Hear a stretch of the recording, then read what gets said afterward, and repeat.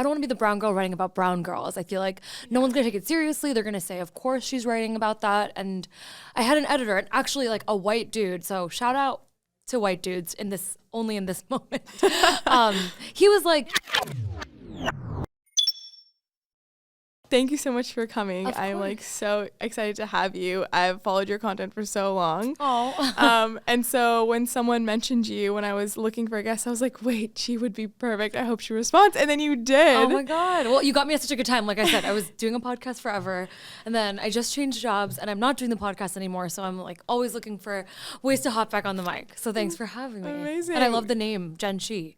Thanks. Well, why don't we just jump into it? Yeah. Why don't you just introduce yourself to the audience? Cool. Real quick? And also, is my height okay? I feel like I'm like very short. No, I think you're perfect. The mic height's good? Yeah, Okay, you're perfect. cool. Yeah. So I'm Natasha Mascarenhas. I'm a reporter at The Information, and I've wanted to be a reporter since I was in 6th grade. So it's a super boring story of someone who's always known what she wanted to do. But it really started, and I think I knew I was good at it when I went to school in Boston University, and just started doing internships and learned about entrepreneurship and Series A rounds. And fast forward to now, I cover a lot of startups and venture capital firms across all stages. Wait, also so cool that you always knew what you wanted to do. Cannot relate at all. Still don't know what I want to do. And I know that so many people in our community specifically are trying to navigate this right now. Yeah. How did you figure it out? Well, I think the grass is always greener, right? Like, I think people who have always known are like, oh my gosh, like I wish I experimented more with my life. And then the people who don't know what they want to do, they wish they had some sort of direction and clarity. For me, I knew I loved writing and I knew I loved talking to people. And so my first attempt at this job was, I like told my Indian parents, I was like, I'm going to be a poet or a creative writer. And they were like, we need you to find a more professional version of that job that feels more stable, given the immigrant mindset. And so I literally Googled professional writing jobs, and it was journalism. So I'll be honest, like me in 6th grade knew I wanted to be a journalist, mostly because it was a professional form of writing. I only knew I wanted to do it as like an actual career, as an actual like person, when I started doing it in college more and realized that it was, not just writing, it was like elevating voices. And I just found it crazy, and I still find it crazy that this job is the kind of job where people will just kind of tell you things and you can amplify it. And it's a crazy sort of kind of, I don't know, architecture that I can get to do on a daily basis. Yeah, I mean, it's a really powerful job. You get to tell people stories and amplify voices. Right. So like, I feel like the one thing that was like really stood out to me was like, oh, like another Indian American, because I'm Indian American. I was like, we need so much more representation in the space, and we specifically need like diverse voices sharing our stories. Right. Yeah, I mean, I have so many questions about this, oh but my like, gosh, yeah. where do we even begin? Like, how has being an Indian American influenced like the decisions you make in your career, and also how you do share people's stories as a reporter? Yeah. Oh my God. How long do we have? I'm like, that is. We could talk about this for the whole hour. I want to dive into it. So I will say, like, I'm a tech journalist right now. Before I found the world of tech, I wanted to just be a journalist at large. And oftentimes that meant, like, to me, profiling these, larger than life figures, to profiling the person who owns the coffee shop next door. And when I was in Boston at the Globe, I got to cover this waiter who was retiring, like the simplest story in the world in the book. And because of kind of my editors at the time, I was able to make it show people how even a small person whose name you've never heard of impacts a community at large. And I feel like I really resonate with it as an Indian American, because we're so used to kind of being these marginalized people in the room, the only person in a room, especially in the journalism world, especially in this chief executive tech bro world, that I find like my biggest superpower is like kind of having an eye and an eye and an ear for the people who are interesting and saying interesting things. And to be really specific with you, with being an Indian American, I remember being like, I don't really want to cash in on being that way. I don't want to cash in on writing. I don't want to be the brown girl writing about brown girls. I feel like no one's going to take it seriously. They're going to say, of course she's writing about that. And I had an editor, and actually like a white dude. So shout out to white dudes only in this moment. He was like, listen, like, you are the only one who sees it this way. And so you should take advantage of that. That's kind of a superpower in a way to write about brown women, and I guess just to write about more marginalized communities in a way that others wouldn't see as important in the same way. So I don't know. I feel like that was one thing that I would love to pass on is don't think it's cheesy or too obvious to write or elevate people who look like you. It's like literally the best way to grow. Yeah, and you talk mostly about like tech and venture. Yeah. How did you get into that world? Like, where did you start like building your knowledge about it, and how did you like get connected into that ecosystem as well? Yeah, so like I said, I really used to like covering kind of small businesses and the characters who run local Boston. But when it came for summer internships, I had kind of completely taken all the ones I could have gotten in Boston. And so I looked to San Francisco and I was like, okay, let me go write about mom and pop businesses in SF. I got an internship at the SF Chronicle. And when I got there on my first day, I was like, I'm ready to write about these small, cute businesses. And they were like, okay, here that's called startups. Welcome, catch up. And so weirdly enough, it's fitting that I'm on a podcast right now because basically week one of my internship at the SF Chronicle, they put me on a podcast that's no longer functioning called Startups of the Week.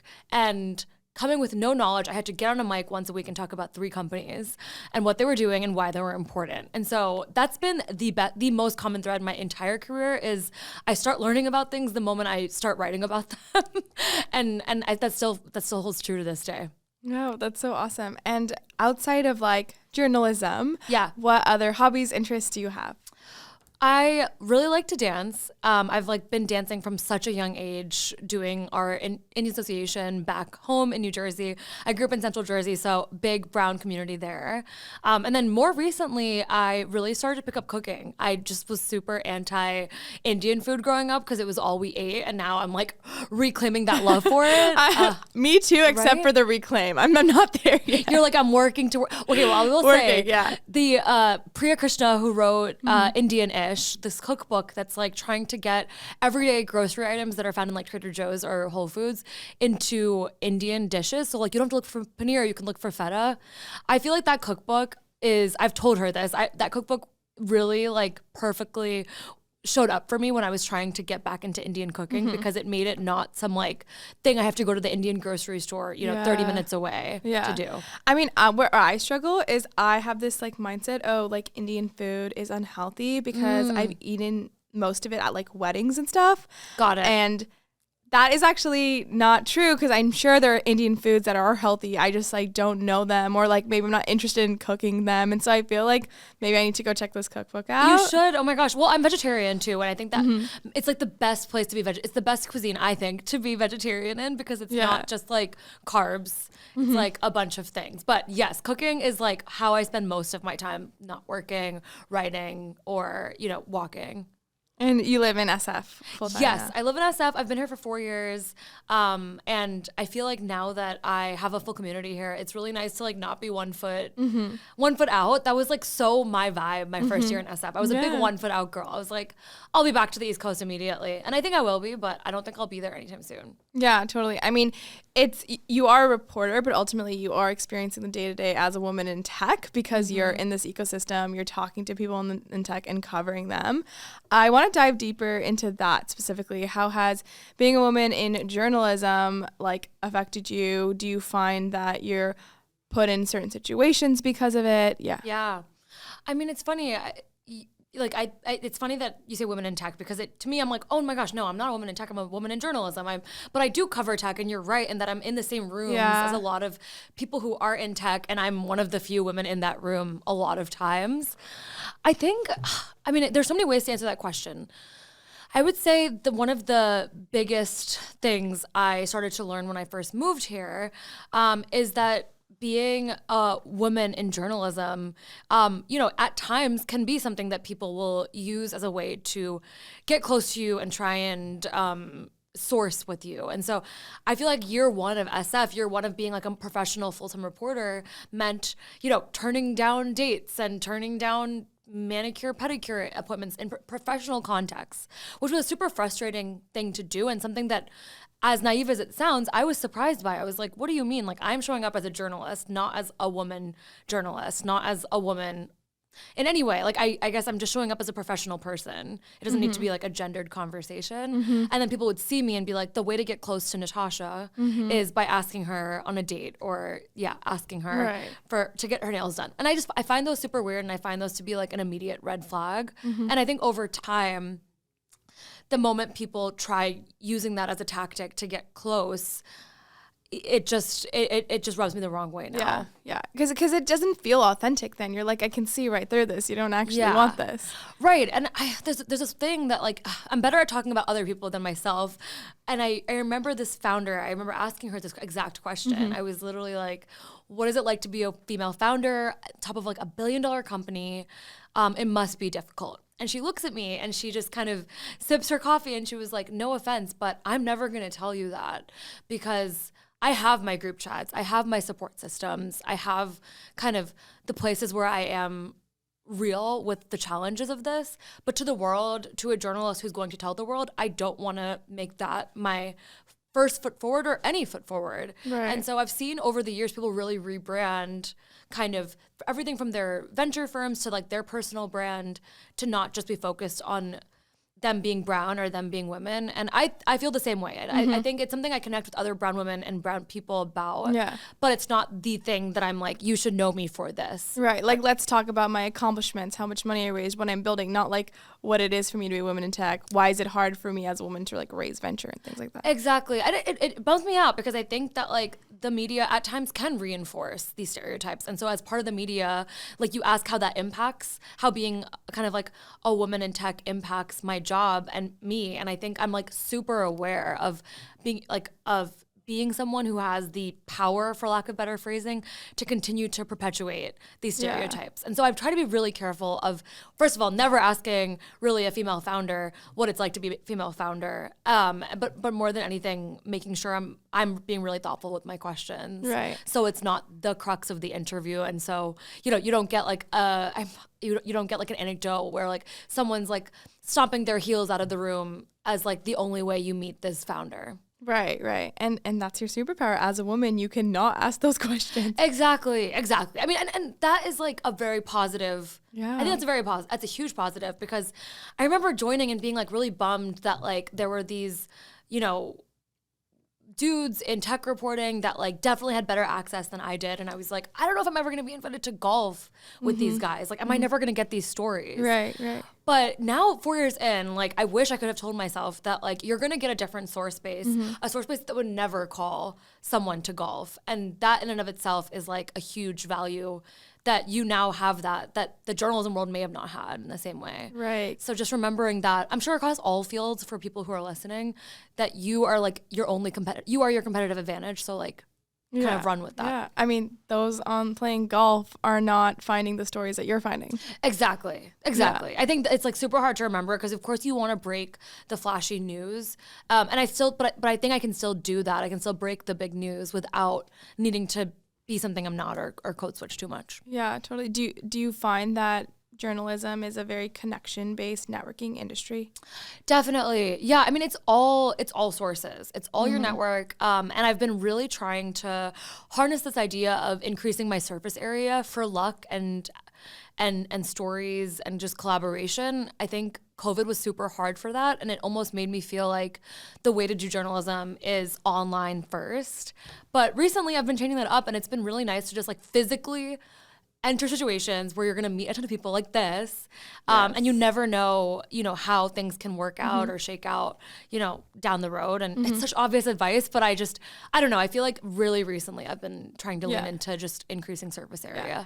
I mean, maybe it's obvious advice, but it's very hard to do in practice. Yeah. What are like tactical advice you have for people trying to increase their service area for luck? And it's not just in journalism, right? It's like whether you're looking for a job 100%. Or you're trying to raise money, like that you need to do that regardless. 100%. I think one mindset I'm trying to keep doing, like you can do this every day if you want. You can end your day every day doing this. Get your college, high school mindset back. Are most of your listeners out of college? They're like getting their first, second jobs, like things like that. Yeah. So you remember who you were when you were looking for your first internship, and when you had that .edu email and you were mass emailing every single, in my case, massive publication. I mean, I literally pitched the New Yorker at like 20 years old with no reason to have written for the New Yorker. Of course, I didn't respond, but I feel like I try and remember to myself that sometimes we take ourselves out of the running before we even try. And so I try and like harness like my intern complex a little bit and just like every day try and reach out to a few new people for nothing other than like a quick hello. It can be a 15-minute conversation. People love to talk about themselves, but more than anything, I think everyone kind of knows that their industries run on knowing each other. And every single job and opportunity I've ever gotten has been through a light, want to just catch up for a drink or coffee meeting. Yes. And so, you know, I don't know how much proof you need to have in order to do it, but I can promise that, you know, even a 5-minute cold call or even having your name show up in someone's inbox can help so much. And it's something you can do every day, which is just free too. It's that's the best thing. Yes. Oh my God. I'm such a huge proponent of networking. Networking is everything. Yeah. Like, especially with things like AI, just like totally booming, things like job boards and like more online places where you like drop your resume or like apply. It's going to be very difficult for someone who's going to sift through all these applications. They're only getting more and more applications with all these automations. Like, it's the way you're going to get the job, the way you're going to get connected to that customer, land that investor is going to be from that warm intro. So it's going to come from like years of relationship building, and people are not going to realize like, oh, what was that one moment where I talked to this person at this event, or like I had this cold note that a year later it's now panning out into this big opportunity. Yeah, it's the long game. And I think warm intros are such a, you know, I think rightfully debated topic in Silicon Valley, whether you need one in order to be successful. And I'll say, like, I've had so much luck from cold intros too. Like, I really do think just emailing and not overthinking that initial note that you sent to someone, or even like LinkedIn messaging. I just feel like those are the things that a lot of people overthink, like including me. And I didn't do for like a year because I was kind of like, I'm fine. My existing network's fine. Don't take your existing network for granted first. And then second, just like constantly try and refresh a little bit. And it won't be as daunting as, so then when you are looking for the new job, you're not starting from scratch. And of course, like, I try and enter each of these conversations super curious, not saying, you know, you don't want to do a bait and switch where you're like, well, you know, at the end of the call being like, so now I'm going to apply for a job. You want to be super honest. But I think, you know, even if you're not looking for a job right now, even if you're just like kind of like, oh, I think this person shipped a really cool product recently, or she wrote a really great story recently. Just, I can't imagine someone saying no to a 10-minute phone call. Yeah. I mean, you don't have to reach out to someone just because you want something. It can totally be like an exchange of value. Like, I have something that's interesting for you, or I just like love what you're doing, period. And then you never know where that'll go. That's so true. Yeah. I also love that you called it the intern complex because that's actually so real. It's like when we're interns, we're like, well, we have nothing to lose because we know nobody and we know nothing. So might as well. Like, we're so unafraid to be embarrassed because everything about what we're doing is embarrassing anyways in our careers. And then when we get older, we like constrain ourselves. We're like, oh, we have our reputation, and oh, like 100%. People should reach out to us, or like egos and stuff like that. And it doesn't make sense. We should like forever imbibe this intern complex is like one of the best advices I've ever heard. So thank you for saying that. I'm so glad. No, I mean, I feel like, and it's like, it's a double-edged sword. Like, I mean, I'll say like the other positive of the intern complex is like, you do end up getting into more rooms when people are not thinking that you're out there just for a very specific purpose. Like I always, all the time, I remind people I'm trying to network with that I want to be a journalist for my whole life, and that I, you know, don't view this job as like a stint. And I think the moment I tell people that I'm committed, but I'm excited and curious, and I'm just here to learn, not break news about your specific company right now, people open up, and it's helped me break a ton of news down the road. I will say, like, the negative of the intern complex, and something I'm working on right now, is making sure you don't undersell yourself when you are smart and when you are kind of, I mean, of course interns are smart, but it's like when you do have the knowledge, don't hide that you have it. I think you can be honest and curious, but also be educated and kind of not let, you know, an investor tell you what a seed round is or how startups work. Like, I find myself having to correct people a lot too. And that's an uncomfortable dance, but it's better than just not having it to begin with. Yeah, I mean, and okay, if you're wrong, worst case, you can just be humble and be like, okay, my bad. Right. Yeah. And like, no one's going to remember. No one's going to think about it. Like, the worst is that you, like you said, don't say something you actually do know that could be valuable for other people. Yeah. Be a little shameless with it. Like, I feel like a lot of times, like, I'm saying advice that I myself are currently working on. So I'm not even saying this in a way that like I can prove that this works. But I think sometimes I just like kind of dance around saying what I actually want in a meeting. And then, I'll see my coworker do it and they'll just be like, hey, like actually you mentioned something the other day at a party. Can I actually write a story about that? And people will be like, sure, whatever. And I think that oftentimes like it's almost like you assume that someone doesn't want to help or tell you something, but they may not mind as much as you. And the worst thing that they'll say is no. The worst thing that they'll say is they'll kind of be awkward about it, but I've never had it blow up in like a how dare you. Like they know what you are and who you are. Yeah. So no one's surprised when a reporter wants to report or when a designer wants you to look over something. Like that's part of your job description. Don't feel like you have to kind of pretend like you don't care. Yeah, totally. I want to circle back to what you said, which is you want to do journalism forever. Yeah. And like I cannot relate to this at all because I feel like every like 3 years I'm like, I want a fully different career. Like, I don't know what it is. And I do think that a lot of people are currently experiencing the monotony of doing the same thing every day and want to constantly be switching up and like finding ways to do that. So like, what is the secret for waking up every day and loving your job? Oh my God. And like sticking with it? Because if you really stick to something, you can become exceptional in it. But if you are constantly hopping around, and like this has been a problem that I've been experiencing, is like hop around too much. Yeah. It's hard for me to become an expert and actually be exceptional at anything. I think it's so different industry to industry. Like I hear you. I definitely think it feels like if you commit to one career, you will be exceptional at it. But there are so many ways to do that career that I see myself being a reporter in so many different ways. I think I just finished up a very entrepreneurial chapter of my journalism career for now. Like it was at TechCrunch, I was doing a podcast, a newsletter, event planning, event moderating, writing stories every day. Wow. I was doing so many different buckets and that was, I would say, like this like kind of entrepreneurial journalist. Now I would be more of like an investigative scoop and news oriented journalist, where I would be spending, instead of 90% of my time kind of writing and creating at TC, I'm doing 90% of my time sourcing and networking.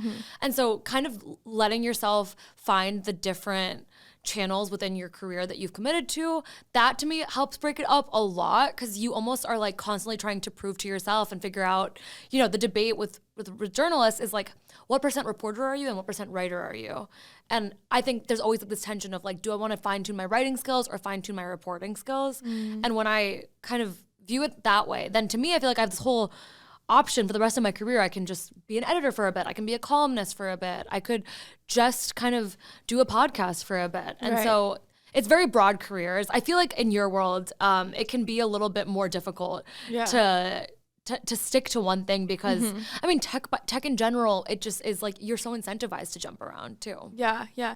No, actually, it's true. It's like less of like this one job that you're siloing yourself into, and you're more like siloing yourself into an industry because you're passionate about this industry. Yeah. And I think maybe it's just reframing it in a way that I have been in tech my entire life. So in a way, I have found the place that I want to stick in, whether I'm an engineer or a product manager, and I guess now I'm a founder, right? It's still within kind of like an aligned scope of like, oh, I like care about technology and I care about like uplifting other people and tech, and it's like related. So maybe it's like actually a framing issue, and how I frame it to myself and remind myself that, oh, I'm still growing in this like similar path in the same area, and it's not like skipping around, hopping around. Totally. I'll say something that like really helped me. I talked to an editor when I was on the job search, and I was like, oh my gosh, like what if like I kind of it's his big advice was like, I think we often over-index on what our career moves mean. So to someone in college looking to go to a startup or Google, they might think that choosing a startup is going to completely change the way that their career looks versus Google. And sure, in a lot of ways, like that will like each of your jobs changes your life. It should change your life. But as long as you kind of see your own thread through it, I think it's always able to be marketed during job interviews. At Google, you can say that you can say that you got experience at big tech and now you're ready to focus on a smaller startup and bring those scaling experience to a smaller company. At a smaller company, you can say that you learned how to manage, and now at a bigger company, you can't wait to scale that up. And so I think oftentimes we're kind of like, I just need everything to kind of be this perfect ladder. And it doesn't work that way. And a lot of times, like, you shouldn't even you don't need to tell people that it doesn't make sense that I'm doing all these things, I'm not jumping around. I think there's always kind of this thread that you can find. It's literally just marketing yourself. Yeah. Wait, that's so true, because everyone's always like, oh, like, do I start at a startup as my first job, do a big tech? It's like there's some secret answer, and it's like there is no secret answer. They're just so different. They're different types of experience. And at the end of the day, it's just your story, and your job interview and the job you're going to get is just simply how you show up at that interview and tell your story. Yes. And honestly, like I'm 26 years old. It's not super, I don't want to, but I keep reminding myself and my friend group, we're always like, we're so early in our career right now that we could start from scratch on a new career right now and still be super successful at that. And whether like my next, like, you know, if I was like, let me choose and go, you know, a lot of times we see journalists go the comms route or the venture capital route, in tech at least. And I think if you look at their stories, like people weave in and out of industries so often. And I wonder where the sort of pressure is to kind of be this person that is always, you know, in journalism, always going to a bigger pub or always going to a more ambitious beat.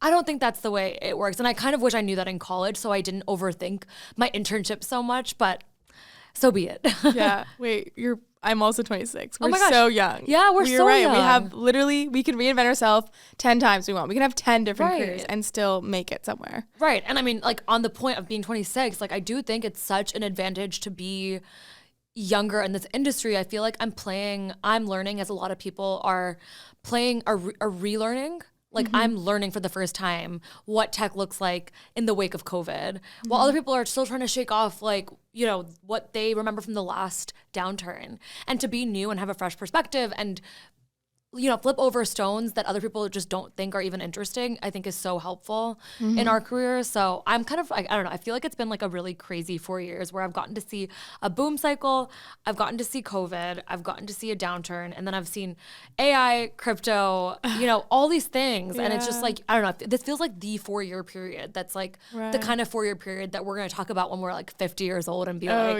this, you know, taught me in my mindset on tech. So just be super open to that. Yeah. Oh my God. That's such great advice.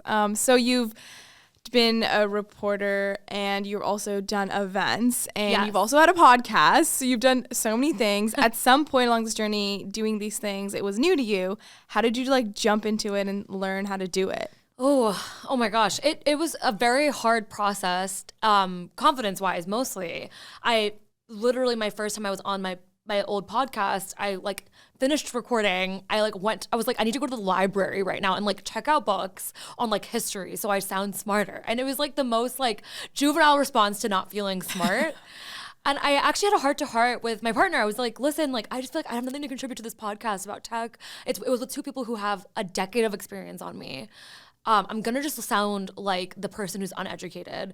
And he was like, I feel like you need to just think of it as like, for you, what you think is a no-brainer, what you think is so obvious about the way the tech world works, or what that founder mentioned to you on how building an ed tech company looks in 2022, you think it's all obvious. I don't think listeners do. And so consistently try and like advocate for the listener, and just ask, you know, for lack of better phrasing, the stupid questions that a lot of people who are so deep in their beats forget to ask sometimes.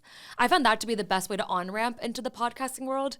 Of course, then I have the issue now of being like too technical and now I need to like generalize more. But it really helped for me to just remember that a lot of the best podcasters, speakers, moderators at events are asking the simple questions. They're not trying to like create an insane question tension all the time. They're trying to be casual and conversational about it and like take small bites. And so instead of like starting off with like the hardest question for a company like Clubhouse, for example, when I interviewed the Clubhouse CEO, I wasn't like, hey, what happened? I was like, hey, you've done this before, right? Like, what did you learn from your last company that helped you when Clubhouse started blowing up? Right. And then build up towards the harder questions. That was super helpful. And then real quick, I'll say my other big tip before I forget is before every podcast I record, when I was doing it on a weekly basis, I would create a separate Google Doc where I would just write like 7 hot takes on each of the topics we were talking about.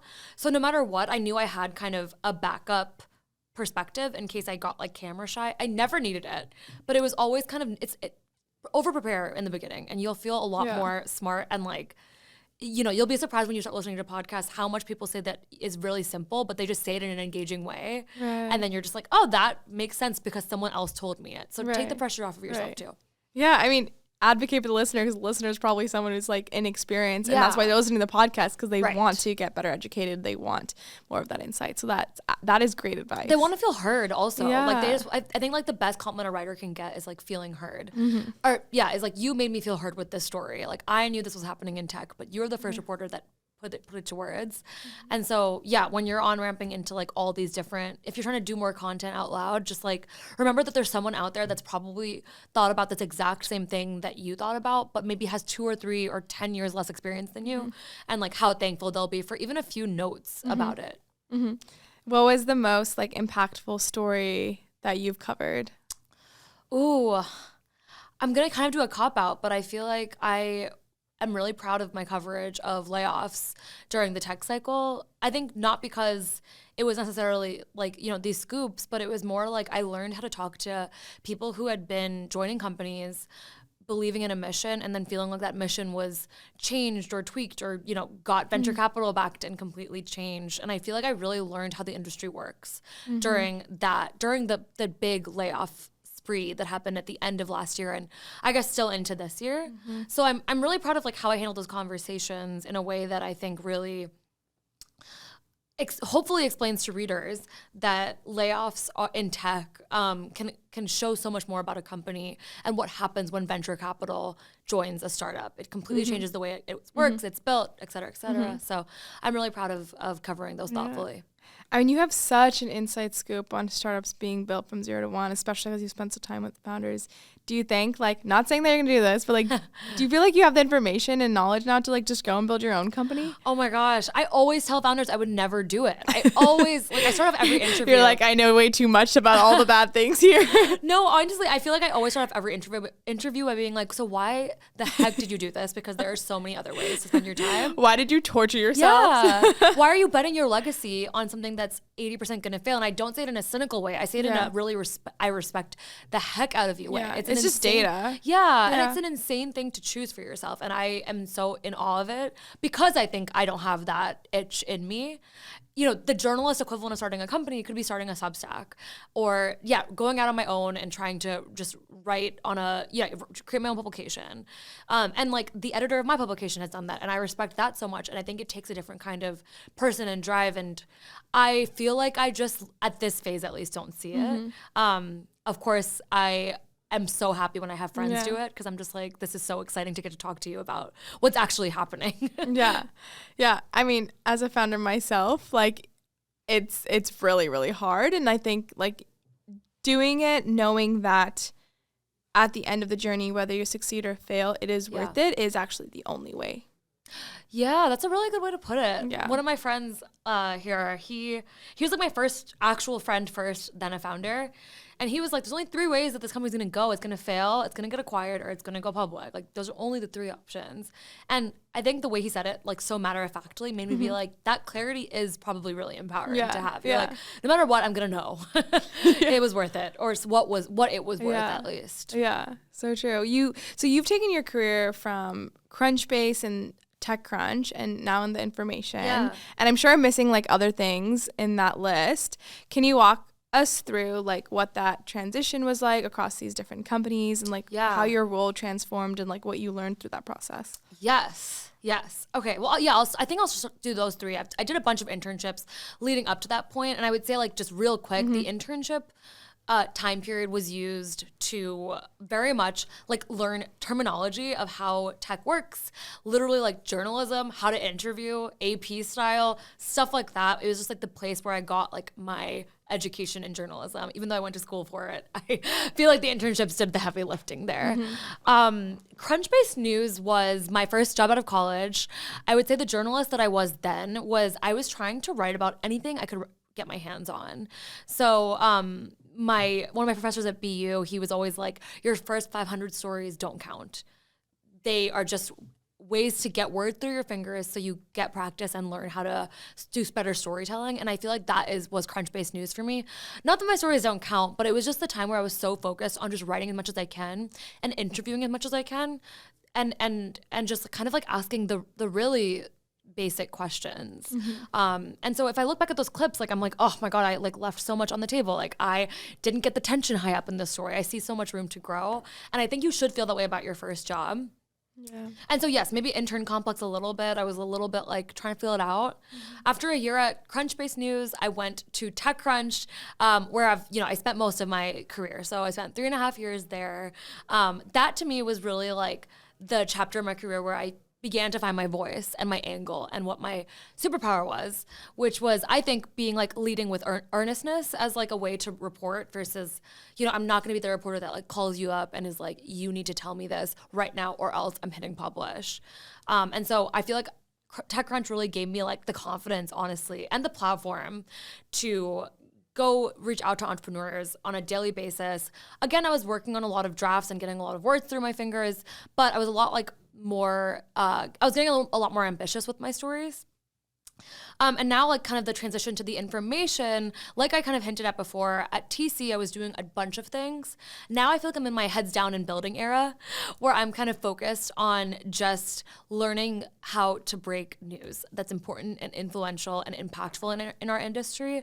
So some of the smaller stories that I wrote at TechCrunch, I probably wouldn't write here only because I want to kind of use them as kernels into writing a bigger story. And so taking more time. I mean, like, I'm really like, I really do feel like my friend, I'm stealing this from my friend Anita, who she was kind of like, you're kind of heads down building for a little bit. It's a phase that you kind of need in order to get that deep knowledge instead of always yelling out to the public. So I'm tweeting less, but I'm learning a lot. Yeah. I mean, you got to heads down and build to build really great things. Yeah, so it feels really good to not. It feels really good to like, especially in the content world, to like shout from the rooftops, like tweet 10x more and constantly be like sharing your thoughts and getting immediate feedback. Like, I'd be lying if saying the transition hasn't been hard from doing that every day to now doing that, writing one story a week instead of like 10 stories a week. But I'm like already seeing such a difference in the way I approach the job. And so I needed that time at TechCrunch. I think I'm like so grateful for the investment that they put in me and the platform they gave me. And so now I feel like I have scratched that itch enough that I can take a break from it. Yeah. I cannot believe you did 10 stories a week. Oh my at God. One point. There are people who do far more than me there still. I can't comprehend. It's a super ambitious and energetic workforce there. They write so much and I was kind of like, what does it look like for me not to? And now I'm learning and it's cool. It's challenging, but it's cool. Yeah. Well, besides your extremely successful career, you also have this massive Twitter following, which we cannot say comes for free. Like you must have worked at it to have built that thought leadership. How do you balance that and how did you build that following? Oh my gosh. I remember like, it's so sad because Twitter's not what it used to be. So it's like nice of you to say. I feel like I forget that I have a platform there sometimes these days. Yeah.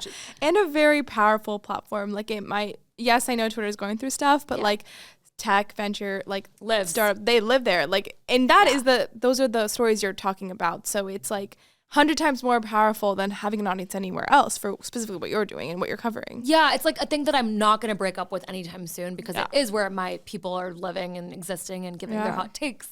In terms of building it, I mean, I started that Twitter when I was in college, and I just really focused on ignoring some advice that I had gotten, which was someone literally took me for coffee like my first month in SF and was like, you should not tweet. People are going to come at you because you're a woman in journalism on the internet and like just don't be too honest. Wait, no way you got that advice. It's wild to hear now that someone would ever say that. I mean, and I'll be honest, I still get that advice. And I think for valid reason, right? Like I think women in journalism, in tech journalism, are targeted horribly on the internet. There are a lot of ways that your safety can be put in danger. We see it with Taylor Lorenz as a really unfortunately important example of how a reporter can be targeted by so many different people and entities and stuff like that. And so I appreciate the advice. And I think the kernel of truth in there is don't be dumb with your Twitter. Don't say where you live. Don't tweet like everything about your life. Yeah. But the advice that I got that I ignored was like, don't be you on Twitter, only be Natasha the reporter, which is now my Instagram handle. And I think like by straddling the line of being both a reporter that shares my stories, but also someone who people know loves to run and loves to cook, it helped me, again, lead with what I think is my journalistic superpower, which is being a very like accessible journalist and being someone that people don't think is like there's a lot of trust we need to rebuild. And so I think by being myself online, I was able to grow a following because people were like, oh, she's like actually real. She's not just jumping in here to say like, here's a company that's having layoffs. Yeah.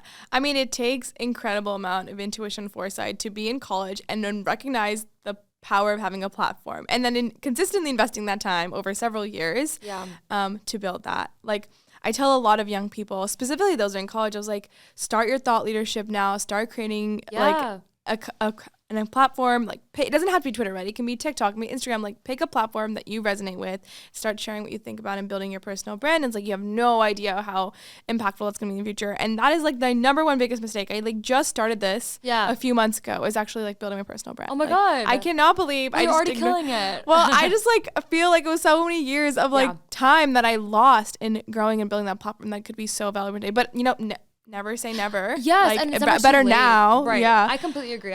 I really do think so many people, I don't know if this was why you didn't, but I think a lot of people who ask me for advice on how to build a Twitter following don't tweet because they don't think they have something important to say. Or they don't get on the mic because they think they have something important to say. And I'm like, okay, you don't have to always say something insanely insightful. One of my biggest growth hacks when I was first starting was just tweeting, who do I need to know who invests in early stage companies? And I would get like 300 responses on my Twitter. I was signaling to the world that I cared. And I got a ton of followers and a broader network because of it. And I do think being a journalist helps, obviously. Like I think founders are in a very saturated market. Journalists are in different ways. I think the moment you start, to your point, is like, it's a really good idea to just start. Yeah, no, I just want like every person who cares about their career to like invest in their personal brand. Like, doesn't matter who you are, doesn't matter what industry, anything. It's important, period. And figure out what's natural for you. Like for me, TikTok is not natural at all. Writing to me is obviously, as a reporter, the most natural way. And so I always like tweet without thinking. Like I think if I was overthinking each of my tweets, I wouldn't have a platform. So if you're finding yourself more natural on Instagram or I guess Threads now or any of these things, lean into that. Don't like ignore that gut instinct. Even if I agree, like tech Twitter is massive, but if you are awkward on tech Twitter or if you feel like you don't ever have a thought that you want to tweet, see what you find if you become a tech creator on TikTok. You might find an entirely different group that, again, is a lot less saturated than tech Twitter. So I think there's a lot of different ways to be successful here. So true. I found that TikTok was just better for me because I'm just like better at showing up on camera and like using my like body language and stuff to express my thoughts. But like that doesn't necessarily mean like I couldn't have been successful on Twitter. Just like found that as something that was like more authentic to me. But I think the other thing you said was like everyone has something to talk about. Like some people like build and grow their audience through like stuff they know and education, but you could also just post like relatable content of like I did this today and everyone can resonate with that because no one else is talking about that. 100%. You can post what you did. You can ask questions. You can, I always say like the best way to get in contact with a journalist or to connect with other people is just respond to their tweets. Like you don't need to be the person that people are following. Like don't enter trying to create your platform by trying to get followers. Enter it by trying to learn. And I think the followers will come. Like, I don't think I did anything special to get a bigger following on Twitter. I think all I did was my job and ask questions, which is also my job. So it was no like secret or special thing. Like I do think obviously if you don't act like a human online and you just kind of tweet thought leadership very vaguely, people are not, there's so much of that now that like there's ways to kind of show that you are more than just your job title, and you should do that in a weird way to help your job. Totally. Yeah, I mean like consistency is like the key, and you get better by doing things every day, and that's not a light thing. Like showing up to something every day is actually like hard task. Like I think we take for granted the years that we've shown up, and we'll say, oh, like, we didn't do anything special, but that is special. Yeah, that's a good point. It was, you're right. Like, I think starting in college and like taking it seriously and like letting myself be someone who prioritized it. I mean, it was one of the first pieces of advice I got when I started at Crunchbase News. My editor, Alex Wilhelm, who then became my coworker at TechCrunch, he was like, tweet 10 times more than you think. Like, you may not have anything to say or think that you have anything to say. Just tweet more and see what happens. And it was like the best piece of advice. And if I had not listened to that, I would have constantly been in this loop of just overthinking things. And so yeah, showing up consistently and not taking yourself too seriously, I think helps a ton. What are your thoughts on platform risk and only building an audience on one platform? I know a lot of people talk about that. It's important to build your personal brand on multiple social media because of that. Yeah, I mean, it's a good time to be asking this question because there are so many Twitter alternatives popping up, and I'm on all of them because I don't know how to handle platform risk. It's like a really scary thing where I feel like I've built this following that is super helpful when I'm trying to break news or elevate my news, but now I'm starting to question it more loudly on what happens if I can't use it or it's not giving me the same benefit that it used to. What I will say, in the world of journalism, at least, what's most important to me is the email addresses of the people that follow my writing. Like, I feel like Twitter probably represents like the people who read me that like are like, yeah, sure, I'll follow her. Email addresses represent the people who are like, whenever Natasha posts a story, I want to click it, read it, and maybe even respond to it. And so I think email represents this like insane commitment you have from someone on the other end of your platform. And I've started focusing more on getting email addresses instead of followers across these different platforms. I need to be better at it, I'll be honest, but it's why I feel like my only answer to platform risk is really through giving people a place to subscribe to me through their kind of email, which will stay forever. And so Substack, it has been really useful. And just like, I mean, I haven't done anything with it yet, but when I joined the information, I literally just said, hi, follow me on Substack. I'll post my stories there sometimes. And I got like hundreds of people who just subscribed. And now I just feel at least that I have a group of people who, worst case scenario, if Twitter disappears tomorrow, I have a starting lineup. And you should always have a starting lineup with your platform. Yeah. No, email makes sense, right? It's like the only thing that we have full ownership of. Yes. And so getting people's email feels really powerful. How do you like compel people when you make content to go to sign up for that in your link in bio? I imagine is where it is. Yeah, it's hard. I mean, I think that is the challenge, right? Like, I think I probably have like less than 1,000 subscribers on my professional Substack, and I have around 47,000 Twitter followers. And so clearly the transition or conversion rate there is extremely low. Obviously, like I said, it's like extreme signal for those who did subscribe, and I'm super thankful for that. But I feel like I have to keep reminding people that like I'm on all these platforms. Like, we all know that there's platform risk now. And because the conversation is so loud right now, I feel less pressure to explain why it's important, which is great.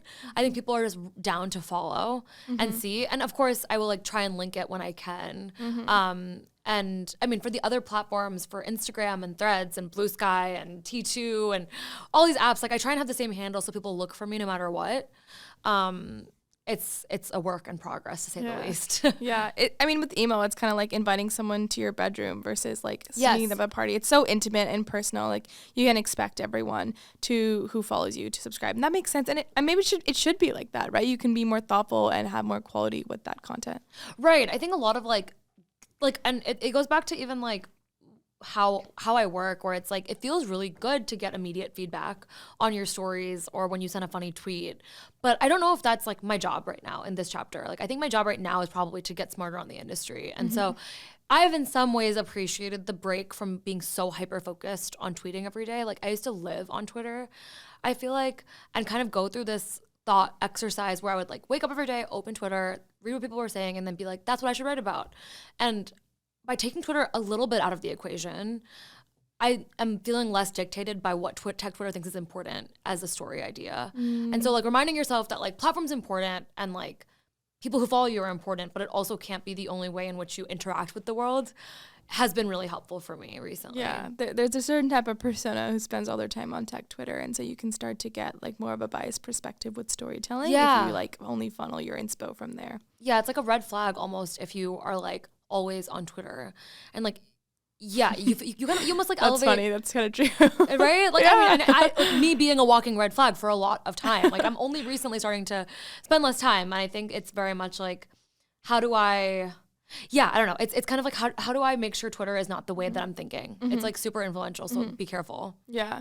And you're on other Twitter alternatives as well. Yeah. How do you keep up with that, or do you just like post the same content across? I do not keep up with it, sadly.